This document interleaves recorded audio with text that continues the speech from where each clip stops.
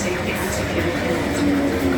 Please take care and whether you're on and off trains as underfoot surfaces may be affected by the weather. Government guidance states public transport. Hello again, and welcome back to the Glasgow South Model Tram and Rail Group workshops, and may I wish you all a happy new year, as this is the first workshop that I've done for 2023. Now, some of you have seen photographs of the wall that we made, where you had a piece of thin ply, I think it was about an eighth thick, maybe a wee bit less than that, and then we sandwiched it between thin balsa wood. So we glued that on each side, and then we scribed, or shall I say, our chairman, Mr. Bernard Manson, scribed the bricks onto each side of it. And then it got handed to me to paint the wall. And then after we had painted it, we painted it in a kind of red granite colour, which we used the life colour paints.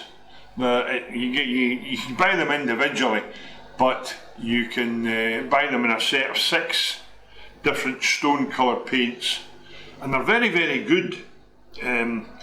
It says if you're going to brush paint them to water it down slightly, but I just painted them straight from the paintbrush. No special paintbrushes are used. We did inherit some from a house clearance that we got, and we just used that. As well as that, about maybe more than 2 years ago, in fact, folks, probably 3 years ago, before COVID, while we were at Model Rail Scotland, we bought a whole load of stuff from Scale Model Scenery. Justin and his boys were at the show. Well, Justin wasn't that year, and I put in the order and we got it brought to the show. But we never managed to get back to that stuff to do anything with it. So what I decided to do, one of the things that we got from them was some pavement, laser cut pavement, where you've got the length of pavement, you've also got the curves for round corners.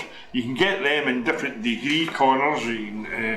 We just went for the 90, I think it was a 90-degree corner we went for. And what we did was, well, be honest about it, folks, we hadn't done anything with it. It was ridiculous. COVID wiped everything out. Maxwell Wharf should have been finished a long time ago, and it just didn't happen. But we're getting on with it now. And we also made a bit of wall for the station around the back of the platform. I think it was, I can't remember how the platform numbers go in that layout. I think it was platform 3 probably. We made a wee wall for along the back of the platform, using the same principle of thin ply, balsa wood on both sides, painted pink and then weathered, but it's not got to that stage yet. We've just known the time. So I intend to show you a wee bit of what we did with the pavement. Now, I've done some of them, painted them, and there is, I don't know if I can come in to get the detail on this. I'll try. You don't want my faces, you want this, you want it. You can see some of the colours there. Maybe if I use one of the lens, you might see a bit better. See there? I took a photograph of some of the pavement outside our flat, and it was a very, very similar pavement to this, where it was granite slabs they put down. and using these 6 colours, when you look at the photograph that I took and what I've painted on there, they're practically the same. Not identical, but practically the same. It has the same effect, it looks quite realistic. So without me battering on any longer, I'm going to show you, it's not a hard thing to do, these pavements, but you've got to keep your wits about you, because what you try to avoid, you don't always manage it, is obviously with a length of pavement that length, you've got to try and manage it so the colours are not next to one another. You don't want one slab and then the next slab the same colour, you want to try and vary it. But there are going to come times when, if you get to the end of that length of pavement where you've got one space left and all the colours are in about it, so you have to have 2 colours near one another. So once I've got the camera set up, folks, I'll be back. Before I go, this demonstration will be part of Model Rail 2023, where Bernard will have samples of the wall that we built in the bare, with the plywood and the balsa, and then you'll have a sample of it glued together.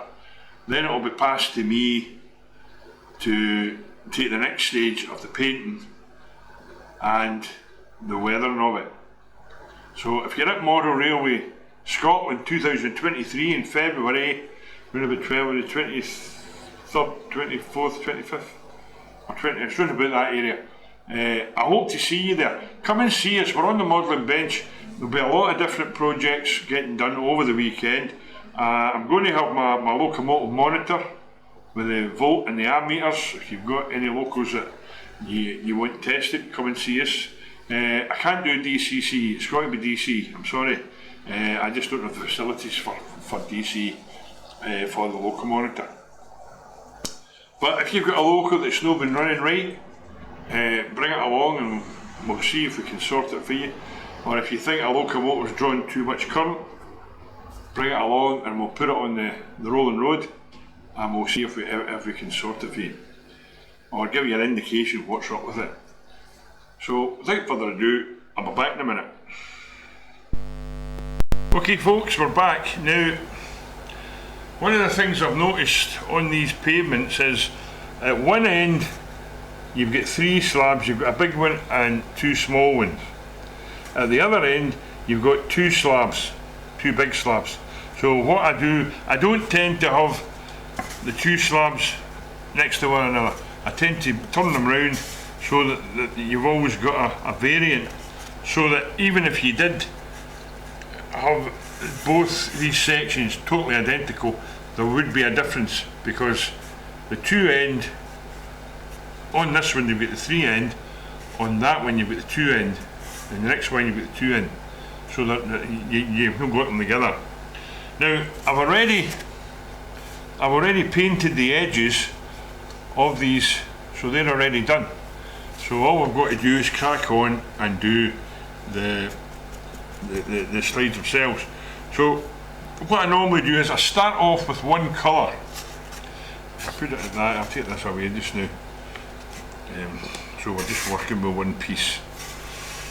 So there we are, we've got it right in the centre of the camera so you can see it. So what we'll do is, the only thing I've got to watch, I've got to mark there really, so that just to start off. Okay, so if we start off with pink, now what I do with these, I shake it to get a good mix. Might have to send away for more of this pink as well. With the wall, you've got to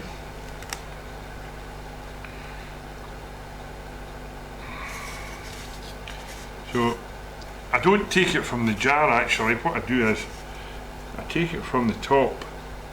See what I mean? Take it from the top, and then what I normally do is just paint the centre one, just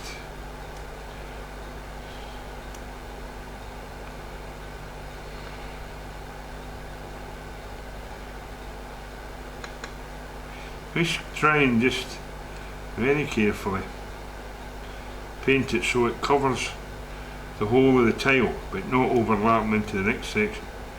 Now you may find as it dries that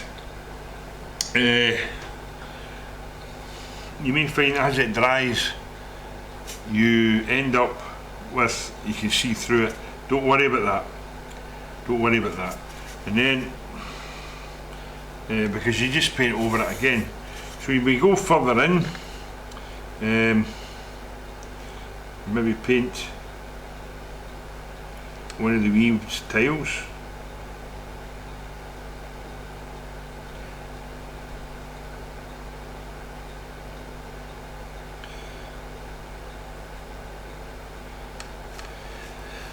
Like that, and then maybe a couple more further up.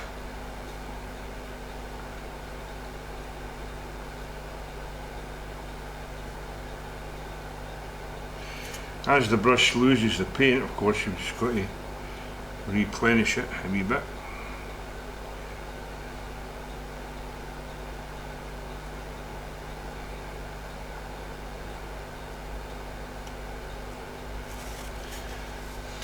And then maybe another centre one.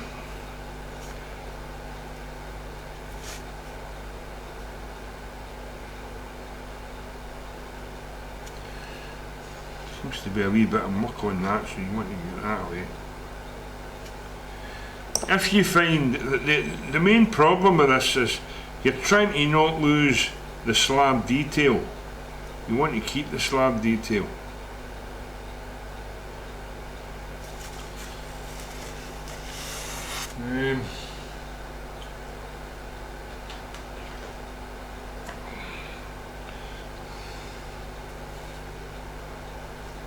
That's that, get rid of it. And then just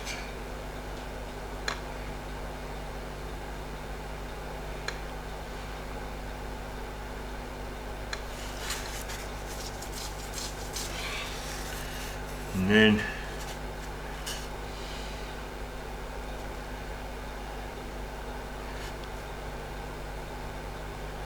maybe this side this time in the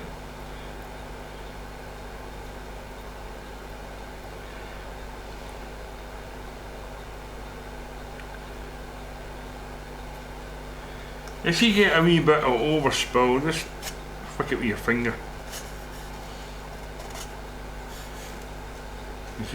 It is difficult, but you need a steady hand, and if you get your hand onto something no solid like this bit of insulation foam, we'll be using this later. And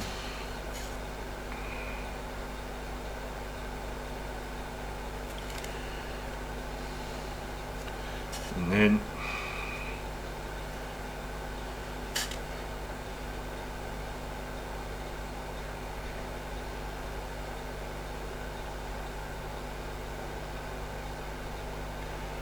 just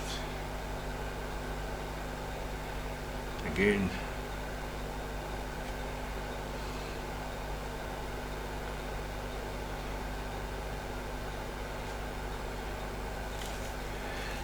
and you've roughly got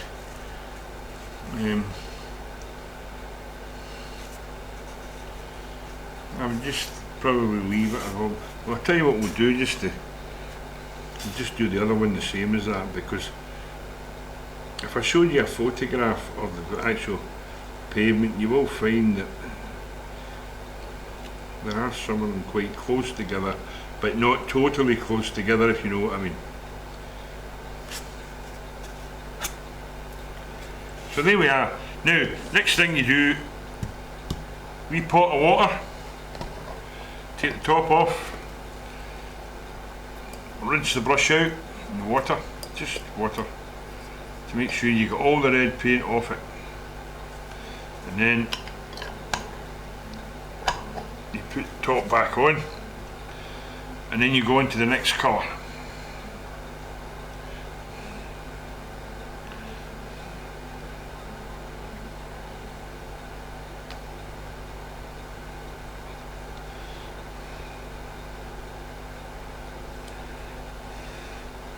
Now you could,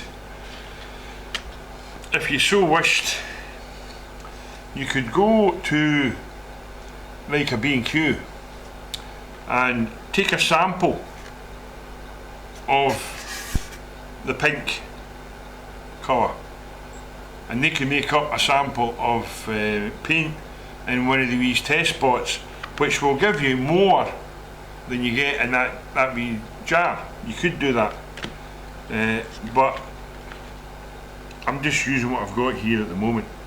So what will we do next? We'll go to the blue stone. This is the blue stone. The reason that the pink is used so much is because I've done about 2 whole walls in pink, and it does use a lot doing it that way.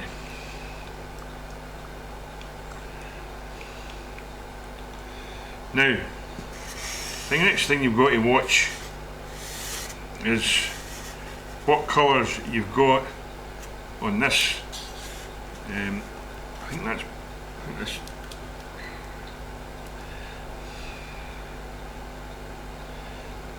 Yeah, that's the blue.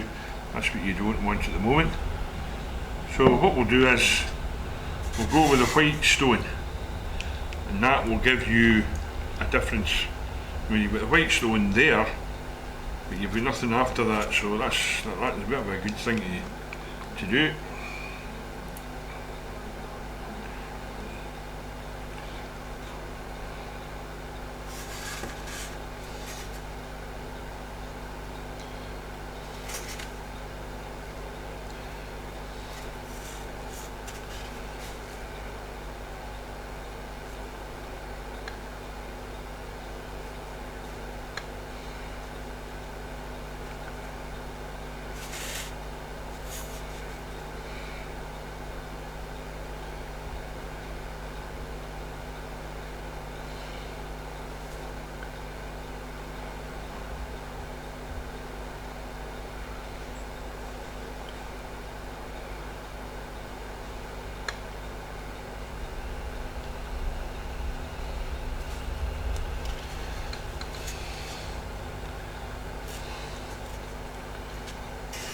Got a wee bit of an overrun there, but I think it should be alright.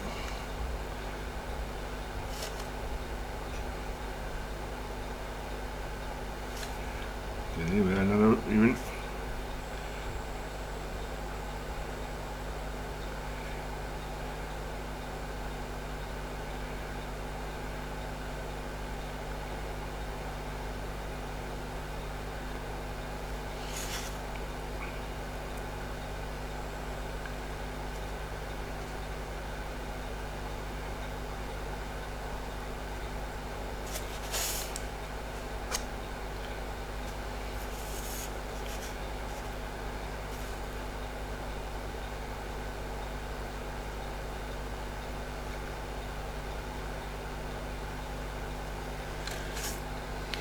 If you get a bit of overfront, you can just try and get it off with a bit of tissue, and you also need a tissue, of course, to dry the brush as well when you use the water to water it down.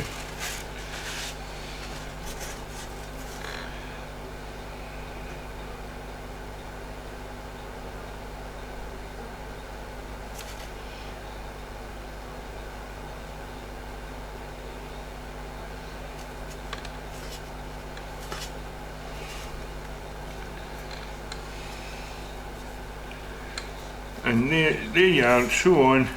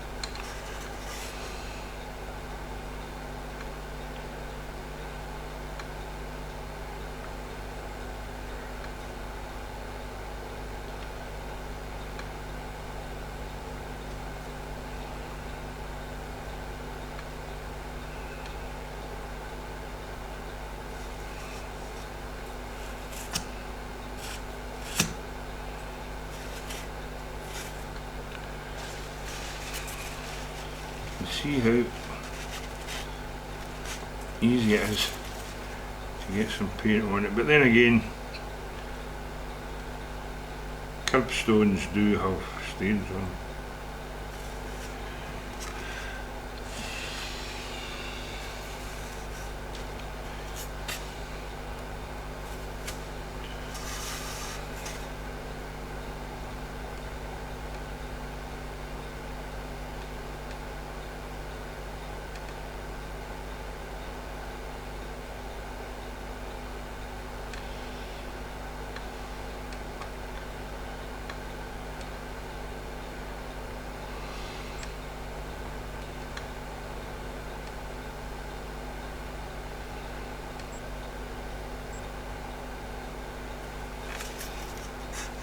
And there's another colour done. I don't know if there's any more we could actually. Could probably do this one here.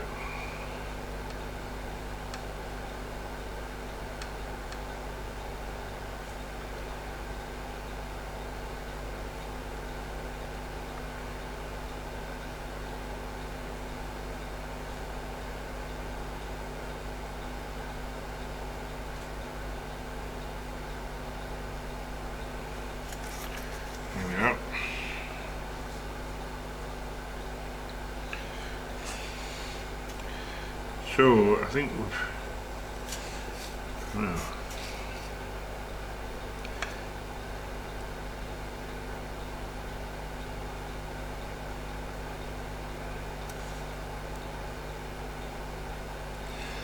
there we are. As it comes on, the colours obviously become more prominent.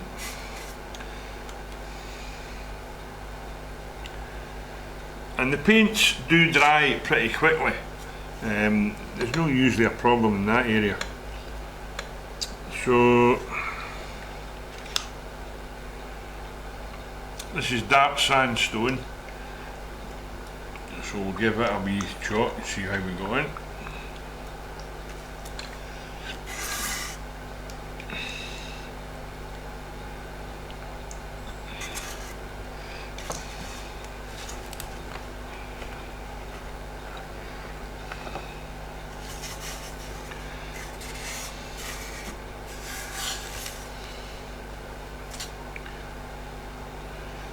Obviously I've got to wash the brush first, and nearly slipped up there.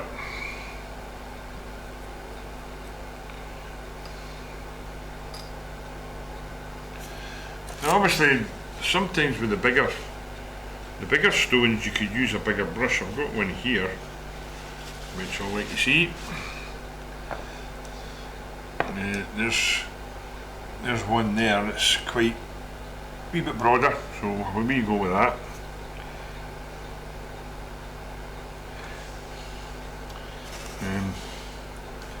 Do the centre one.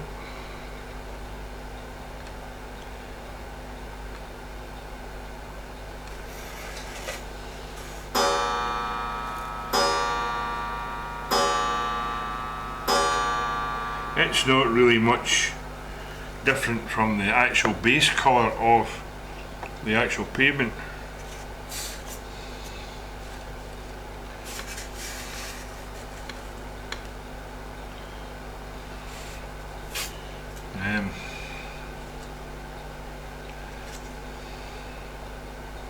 Yeah, we could do the end one there. With the end one, it's easier if you do it towards the end because you're not liable to run into the one next to it.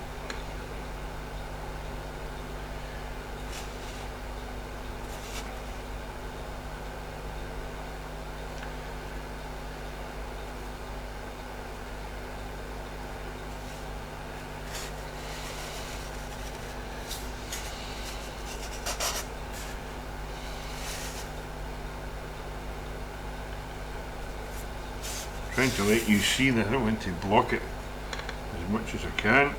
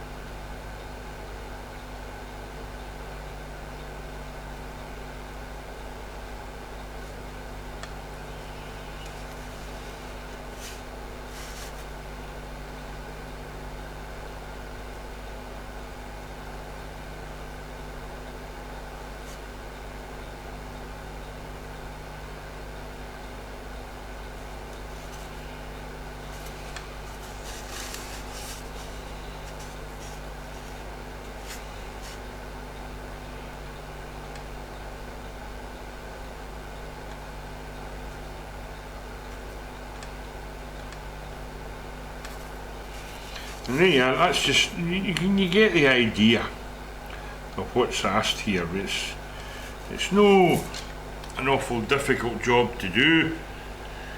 It's time consuming, yes, I'll grant you that, it is time consuming, but it's worth it. As I say, the main problem with this is you don't want to lose the detail between the stones.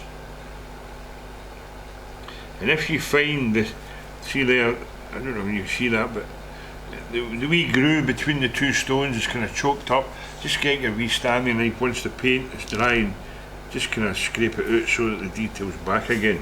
It's not imperative, but it looks better.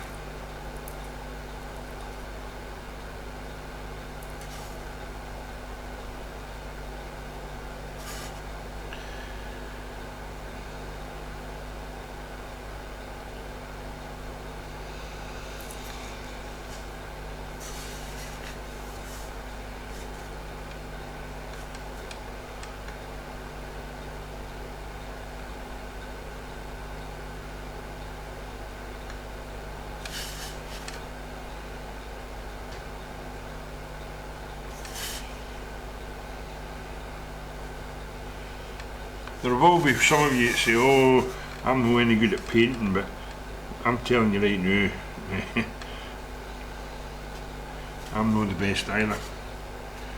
But I found this very, very helpful.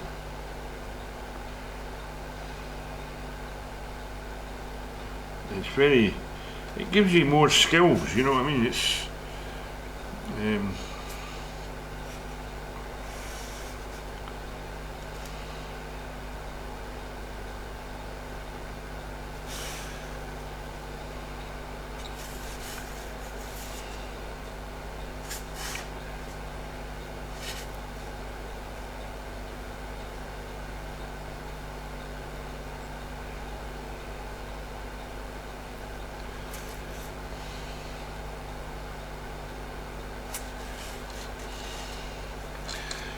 I think we'll call that a day at that, and we'll put some of the blue stone on now.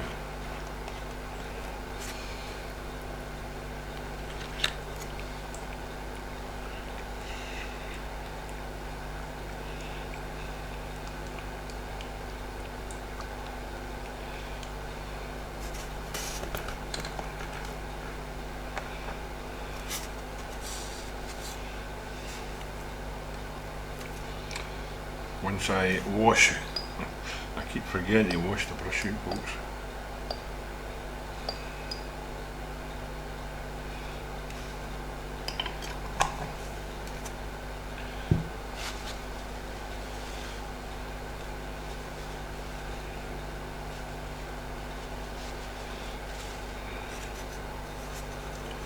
Put that one in the blue.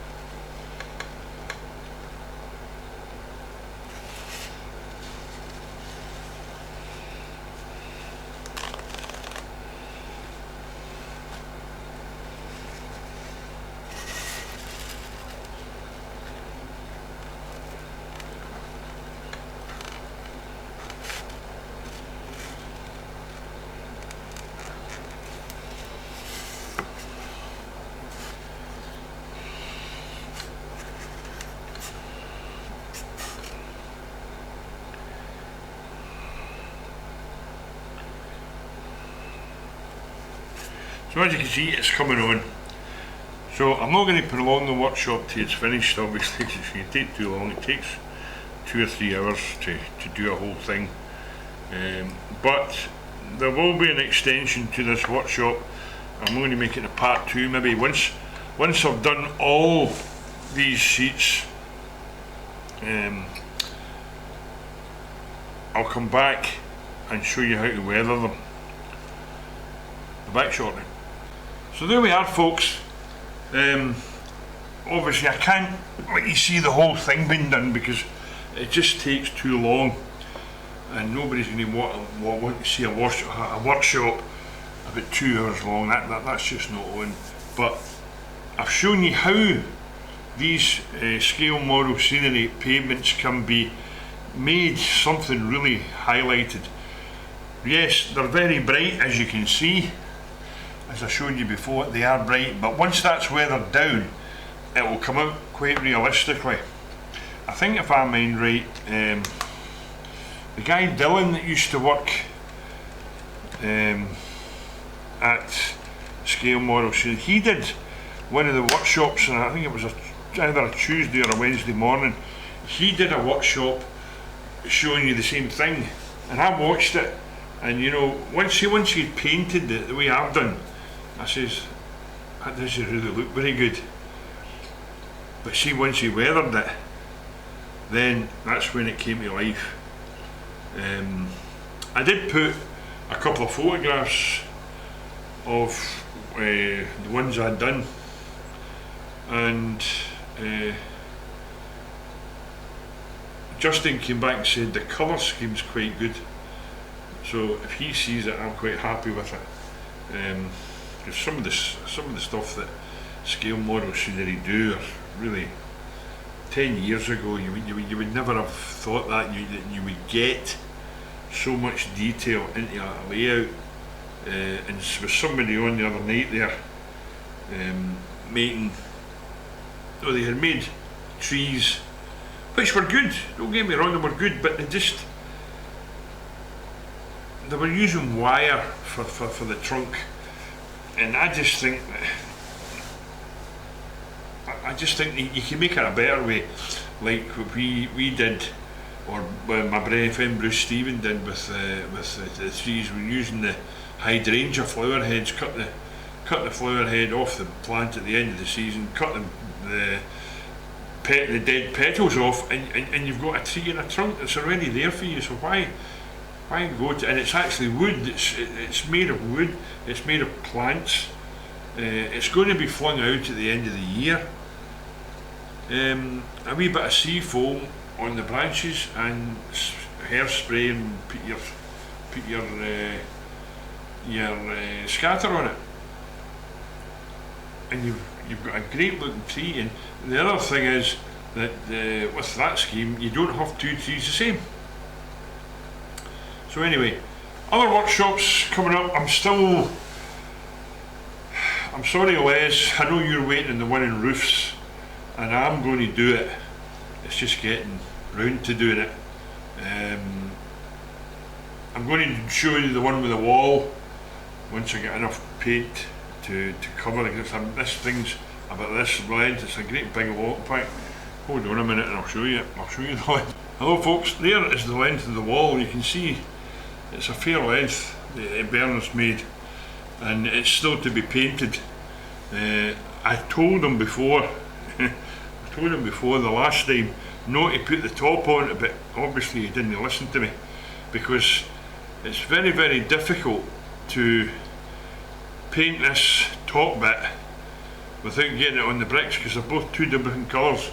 But obviously he hasn't paid attention to what I told him. But there we are, it's one of these things, I'll manage it. But anyway, that's the end of this wee workshop, folks. As I said, if you've got a workshop you want to see, let me know about it. As I said, I'm not really up in DCC.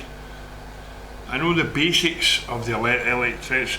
Don't know anything about programming decoders. Don't need to know it because I don't use DCC. Wiring and layouts, I can do it. I know the fundamentals of it. some guys put droppers at every section of track. I just can't get my head around that one. So with those few words, let me get my wallies in hand. Keep on modelling, keep on shunting, and may God bless you. Speak to staff of Text British Transport Police on 61016. We will sort it, see it, say it, sort it.